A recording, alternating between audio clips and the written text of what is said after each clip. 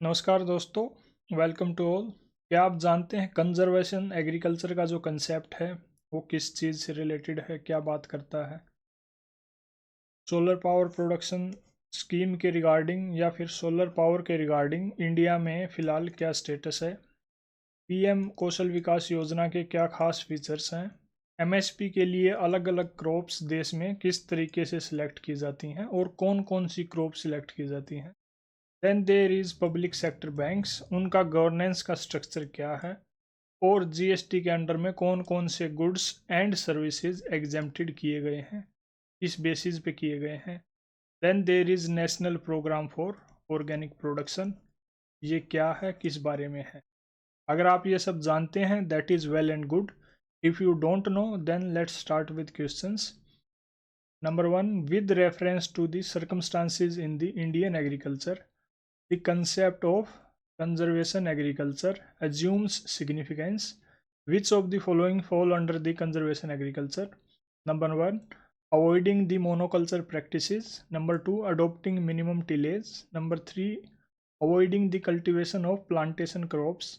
Number four, using crop residues to cover soil surface. Number five, adopting spatial and temporal crop sequencing or crop rotations. Select the correct answer using the code given below: 1, 3 and 4, 2, 3, 4 and 5, 2, 4 and 5, 1, 2, 3 and 5. At this point, you should pause the video, read the question again very carefully, try to recall your concept and solve it by yourself.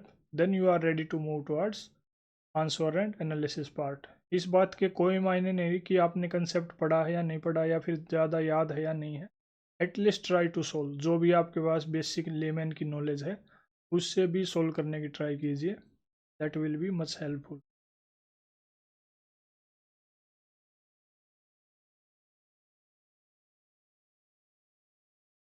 In this case correct answer is C, यानी conservation agriculture के context में adopting minimum tillage is the right approach, and using crop residues to cover soil surface is also correct. Then there is adopting spatial and temporal crop sequencing or crop rotation. All these are part of the conservation agriculture. Avoiding the monoculture practices and then avoiding the cultivation of plantation crop, these are not uh, part of conservation agriculture. Conservation agriculture का मतलब क्या है, सबसे पहले ये देखते हैं। Food and agricultural organization के according it is a farming system that promotes minimum soil disturbance, that is no tillage, यानी खेत की जो जुताई होती है वो कम से कम होनी चाहिए या फिर ना भी हो तो भी बढ़िया है। Then there is maintenance of permanent soil cover and diversification of plant species. ये तीन प्रिंसिपल हैं, सेम सिमिलर प्रिंसिपल हैं इसके। मेंटेनेंस ऑफ परमानेंट और semi permanent soil cover using crop residue और crop cover crop. Then there is minimum और zero tillage and then diversified crop rotation. This is conservation agriculture. इसका objective क्या है, क्यों किया जाता है ऐसा? ताकि जो बायोडाइवर्सिटी और नेचुरल बायोलॉजिकल प्रोसेसेस हैं ग्राउंड से ऊपर और ग्राउंड के नीचे, उनको एनहेंस किया जा सके, और जो वाटर और न्यूट्रिएंट यूज एफिशिएंसी है उसको इंक्रीज किया जा सके, एंड फाइनली जो क्रॉप प्रोडक्शन है उसको अच्छे से इम्प्रूव किया जा सके एक sustainable manner.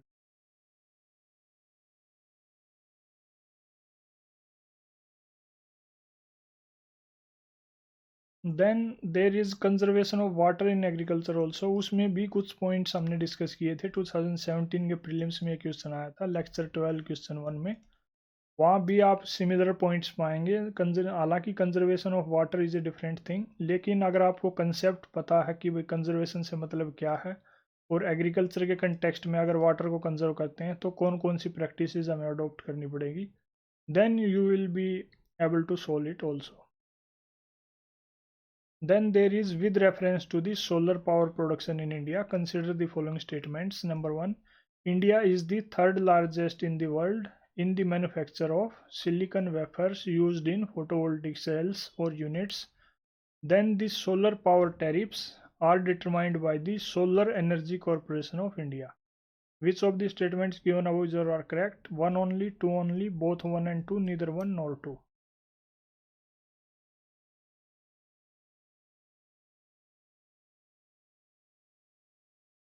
These 5 seconds are merely indicative. आप इससे ज़्यादा टाइम आपको लगता है, you can take it freely, but the sole purpose is to solve it.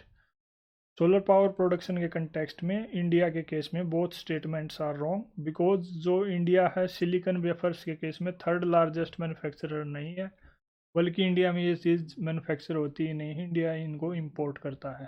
Then there is solar power tariffs are not determined by the solar energy corporation of India. ये कौन determine करता है और solar energy corporation of India क्या है, SCCI, इसके बारे में बात करते हैं। सोलर पावर प्रोडक्शन के केस में सबसे पहले हमें पता होना चाहिए कि सोलर पैनल क्या होता है। Solar panel is a collection of photovoltaic sales that collect sunlight and convert it into electric current. That is how the whole process takes place. India does not manufacture, rather imports silicon wafers used in photovoltaic units. Then there is Central Electricity Regulatory Authority, that is CERC. ये एक statutory body है, कब setup की गई, 1998 में, किसके द्वारा, ministry of power के द्वारा, under electricity regulatory act, commission act 1998। क्योंकि ये स्टेचुटरी बॉडी है तो इसका मतलब है किसी न किसी एक्ट के द्वारा सेटअप की गई है। वो एक्ट कौन सा है, इलेक्ट्रिसिटी रेगुलेटरी कमीशन एक्ट। क्यों सेटअप की गई, क्या पर्पज़ है इसका, ताकि जो पावर टैरिफ्स हैं और जो पावर सेक्टर हैं उनको रेगुलेट किया जा सके, रैशनलाइज किया जा सके। It is also a quasi judicial body under the electricity act of 2003। Solar power tariff भी यही डिटरमाइन करती है सेंटर के लेवल पे। स्टेट के लेवल पे सिमिलर कमीशंस हैं, that is state electricity regulatory commissions, जो सोलर पावर टैरिफ को डिटरमाइन करते हैं। Then there are some additional points. India का टारगेट क्या है इसके कंटेक्स्ट में, 500 गीगावाट का टारगेट है 2030 तक रिन्यूएबल एनर्जी। इसमें सोलर का पार्ट होगा लगभग 280 गीगावाट, सोलर से कंप्लीट किया जाएगा। करंट जो सोलर कैपेसिटी इंडिया की है वो अराउंड 73 गीगावाट है, ये दिसंबर 2023 का डाटा है। Then there are some schemes जो गवर्नमेंट ने ली हैं सोलर पावर को प्रमोट करने के लिए। There is national solar mission, solar park scheme, PM Kusum, Srishti scheme, implementation of solar transfiguration of India, and then there is Atal Jyoti Yojana, it is also called Ajay. Then there is rooftop solar scheme. इसके बाद एक और term जो options में use हुई है, that is solar energy corporation of. ये क्या है, it is A company of ministry of new and renewable energy, right, ministry of renewable energy. क्यों, क्योंकि ताकि जो नेशनल सोलर मिशन है उसको अच्छे से इम्प्लीमेंट किया जा सके, इसलिए ये कंपनी बनाई गई थी। It is the only central public sector unit that is dedicated to solar energy sector. Moving to our next question, with reference to Pradhan Mantri Kaushal Vikas Yojana consider the following statements. Number 1, it is the flagship scheme of ministry of labour and employment, is that so, we need to think. If it, among other things, will also impart training in soft skills, entrepreneurship, financial and digital literacy. It aims to align the competencies of the unregulated workforce of the country to the National Skill Qualification Framework, that is NSQF. जो India की unregulated workforce है उसकी competency को ये align करने की कोशिश करती है, किसके साथ, जो नेशनल स्किल क्वालिफिकेशन फ्रेमवर्क के साथ। Which of these statements given above is or are correct? 1 and 3 only, 2 only, 2 and 3 only, 1, 2 and 3.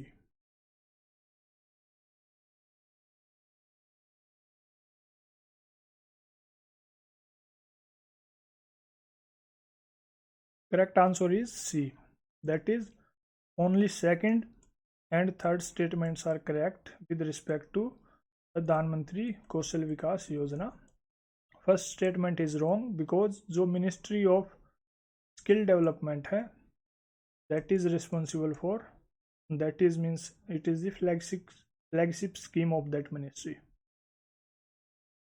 प्रधानमंत्री कौशल विकास योजना के बारे में already lecture number 9 question number 4 में डिस्कशन हो चुका है। प्रीलिम्स 2017 में क्वेश्चन पूछा गया था।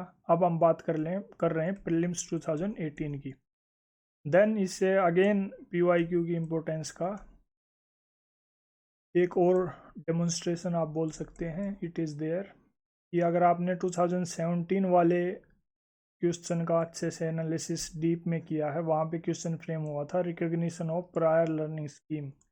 ये कंपोनेंट है किसका? प्रधानमंत्री कौशल विकास योजना, जो स्किल डेवलपमेंट प्रोग्राम है उसके अंडर में ये सब है। उसको अगर आपने वहाँ से अच्छे से कवर किया है, then that is well and good, you will be able to solve this question in 2008.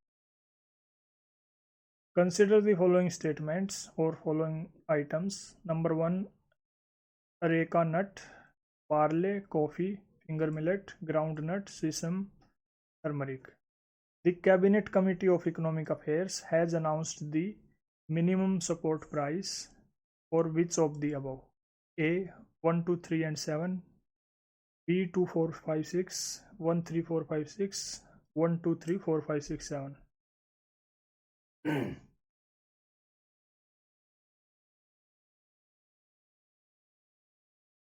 In this case, correct answer is B. 2, 4, 5, 6. Barley, finger millet जिसको रागी भी बोलते हैं, then sesamum and ground. All these are 2, 4, 5, 6 part of MSP announced by Cabinet Committee on Economic Affairs, CCE.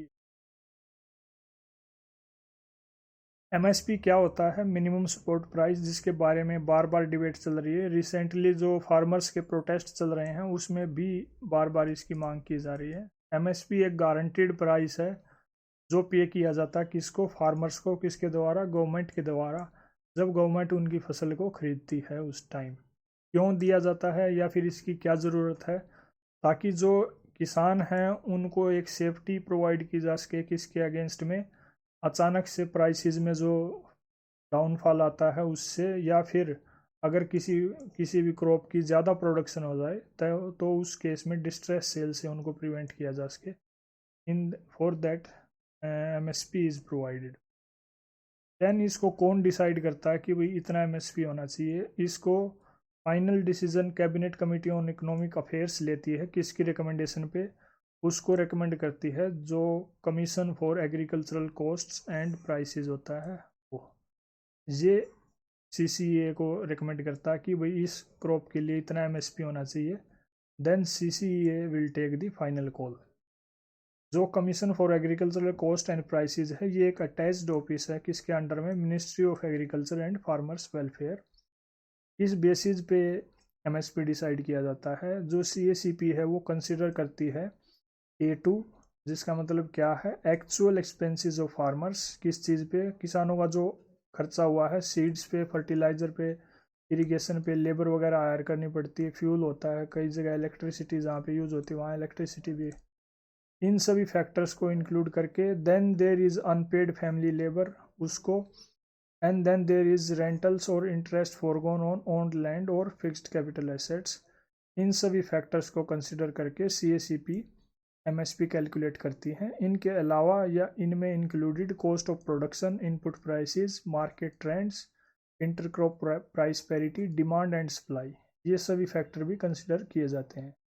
फिलहाल 22 crops हैं जिन पे MSP announce किया जाता है. उनमें 14 क्रॉप्स खरीफ सीजन की हैं जो हैं पैडी, ज्वार, बाजरा, मेज़, रागी या फिंगर मिलेट, तूर या arhar, moong, urad, groundnut, soybean, sunflower, sesame, Niger seed, cotton. Then there are 6 crop for Rabi season which are wheat, barley, gram, masoor या lentil, rapeseed, mustard, safflower. Then there are 2 commercial crops which are jute, कोपरा. अगर आपको इस question के context में सिर्फ commercial crop भी याद थी, दो आपको ये पता था कि भाई जूट और कोपरा 2 कमर्शियल क्रॉप हैं जिनके लिए MSP अनाउंस किया जाता है. देन इस ऑप्शन में आप देखेंगे कि एक coffee is also commercial crop. तो इस ऑप्शन को आप एलिमिनेट कर देंगे तो थर्ड ऑप्शन एलिमिनेट हो गया, थर्ड एलिमिनेट हो गया, थर्ड एलिमिनेट हो गया, तो ऑटोमेटिकली आपका B ऑप्शन ही बचेगा. That is also one way to solve this question. उसके लिए मगर आपको बेसिक कुछ ना कुछ तो पता होना चाहिए. Then there is with reference to the governance of public sector banking in India, consider the following statement. Number 1, capital infusion into public sector banks by the government of India has steadily increased in the last decade. Number 2, to put the public sector banks in order, the merger of associate banks with the parent State Bank of India has been effected. Which of the statements given above is or are correct? 1 only, 2 only, both 1 and 2, neither 1 nor 2.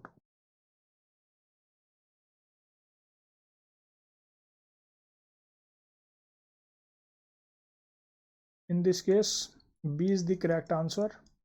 यानी to put public sector banks in order, यानी public sector banks की situation को improve करने के लिए, उनकी financial stability को ensure करने के लिए जो एसबीआई के एसोसिएट बैंक्स थे उनको मर्ज किया गया है एसबीआई के अंडर में, जो 2017 में किया गया था और ये क्वेश्चन पूछा गया है 2018 में.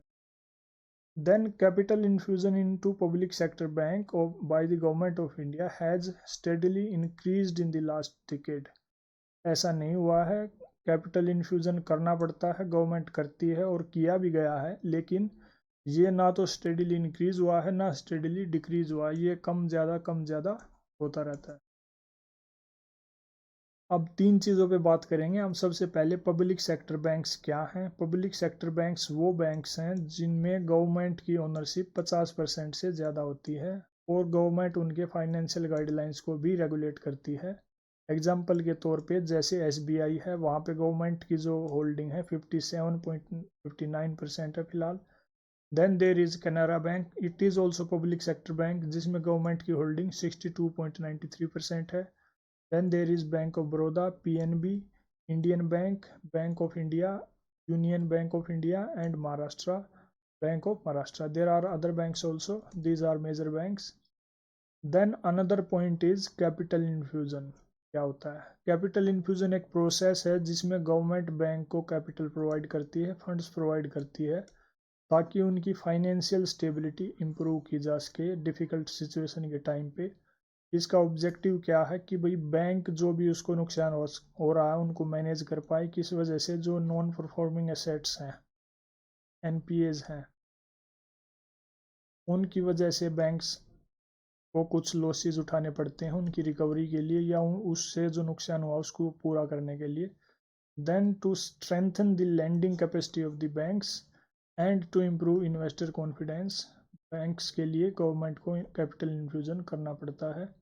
ना तो ये लगातार बढ़ा है ना घटा है, that we have discussed already. एक और टर्म यूज हुई है that is merger of banks. इसका मतलब क्या है? जब 2 या 2 से ज़्यादा बैंक्स को एक कंबाइन कर दिया जाए एक के अंडर में या किसी और के अंडर में, दैट इज़ कॉल्ड मर्जर, यानी उनको मर्ज कर देना. इसका ऑब्जेक्टिव क्या है कि जो वीक पब्लिक सेक्टर बैंक्स हैं उनको नुकसान से बचाया जा सके और जो कस्टमर्स हैं और फाइनेंशियल सिस्टम है उसकी सेफ्टी इंश्योर की जा सके. 2017 में जो कि एक ऑप्शन में बात हुई है उसमें भारतीय महिला बैंक और 5 associate bank of SBI were merged into SBI. SBI के 5 एसोसिएट बैंक्स कौन से थे? State bank of Bikaner and Jaipur, state bank of Patiala, state bank of Travancore, state bank of Mysore and state bank of Hyderabad. Then there is consider the following items: cereal grains hulled, chicken eggs cooked, fish processed and canned, newspaper containing advertising material. Which of the above items are exempted under GST? इनमें से कौन कौन से item जो GST के under छूट मिली हुई है जिनको? A 1 only, 2 and 3 only, 1 2 and 4 only, 1 2 3 and 4.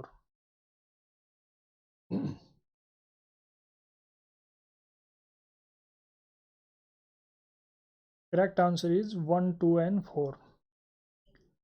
यानी cereal grains hulled and fish processed and canned, newspaper, इन सभी को जीएसटी के अंडर में छूट है, ना कि चिकन एग्स जो कुक्ड है.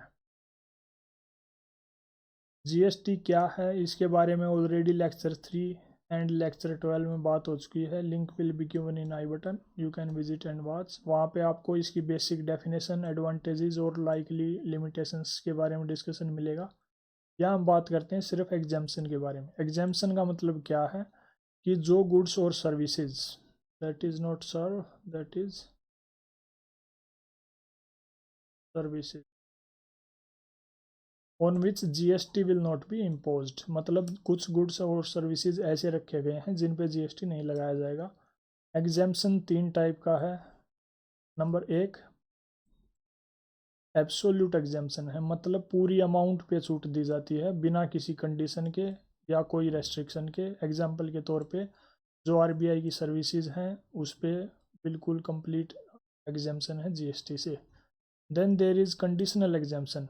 कंडीशनल एग्जेम्पशन का मतलब क्या है कि कुछ लिमिट तक जो नेचर और एक्सटेंट है एग्जेम्पशन का वो कंडीशनल होगा, यानी यहाँ तक छूट है उसके बाद छूट नहीं है। For example hotel services are exempted but not full. Then there is partial exemption. Partial exemption के अंडर में भी सिमिलर है कि भाई जो अनरजिस्टर्ड पीपल हैं वो अगर गुड्स सप्लाई करते हैं within a state to the registered people, registered मतलब जो जीएसटी के अंडर में रजिस्टर्ड है, then they are exempted under GST only if the aggregate value of supply, अगर 5,000 पर डे से कम की सप्लाई है तो उनको एग्जेम्पशन है। ये भी काइंड ऑफ कंडीशन लगा दी गई, पार्शियल एग्जेम्पशन उनको दिया जाए। देन जो गुड्स एग्जेम्प्ट किए गए हैं जीएसटी के अंडर में वो कौन कौन से हैं, here is a complete list. जैसे लाइव एनिमल्स, काव है, पोल्ट्री है, सीप है, फ्रेश एंड फ्रोजन मीट या फिर fish, natural products like honey, fresh and pasteurised milk, cheese, egg, live trees, plants and flowers also. Then there are vegetables, fruit, dry fruit, tea, coffee, grains, flours, seeds, sugar, jaggery, water, baked goods like bread, pizza base, puffed rice. Then there is electrical energy, drugs and pharmaceuticals like human blood, contraceptives, goods and organic manure, beauty products like bindi, kajal, kumkum.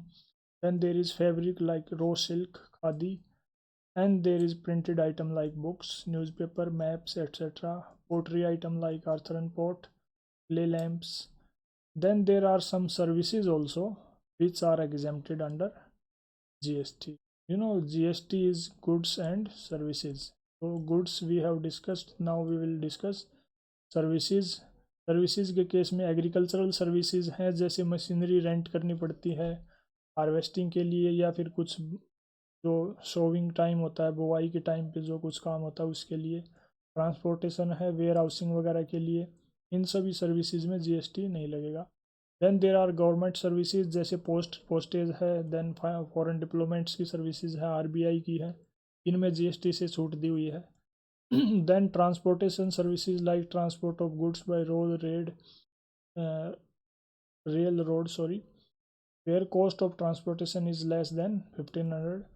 then there are judicial services, जैसे arbitral tribunal है, advocate हैं, film या business एंटाइटीज़ हैं जिनका turnover 40 lakh से कम है annual. Educational services, जैसे वही फैकल्टी या स्टूडेंट्स की मूवमेंट करनी है, एग्ज़ाम सर्विसेज है, मिड डे मील है। Medical services like ambulance, charities, veterinary doctors. इसमें जो कॉस्मेटिक आइटम्स हैं जैसे सर्जरी वगैरह, प्लास्टिक सर्जरी वगैरह होती है वो सब एक्सक्लूडेड है, हेयर ट्रांसप्लांट वगैरह। Then organizational services like tour, exhibitions वगैरह, ये सब जीएसटी के अंडर से एक्सक्लूडेड हैं, exempted. Then there is with reference to organic farming in India, Number 1, the National Program for Organic Production (NPOP) is operated under the guidelines and directions of Ministry of Rural Development. Second, the Agricultural and Processed Food Products Export Development Authority (APEDA) functions as the secretariat for the implementation of NPOP. Then Sikkim has become India's first fully organic state. Which of the statements given above are correct? 1 and 2 only, 2 and 3 only, 3 only, 1, 2 and 3.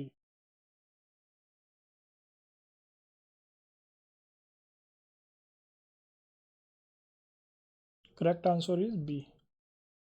यानी second APEDA जो है वो secretariat की तरह काम करता है NPOP को इम्प्लीमेंट करने के लिए। देन सिक्किम फर्स्ट स्टेट बनी फुल्ली जो ऑर्गेनिक स्टेट हुई।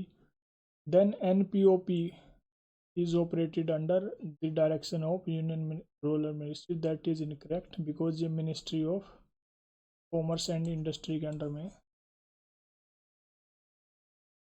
डिटेल से देखते हैं एनपीओपी है क्या। ये एक इनिशिएटिव है जो ministry of commerce and industry ने लॉन्च किया। कब? 2001 में। क्यों?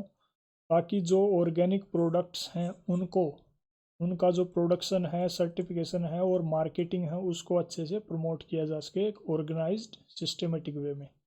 क्या फीचर्स हैं इस प्रोग्राम के? It is implemented by the APEDA जो मिनिस्ट्री ऑफ कॉमर्स के अंडर में ही आती है।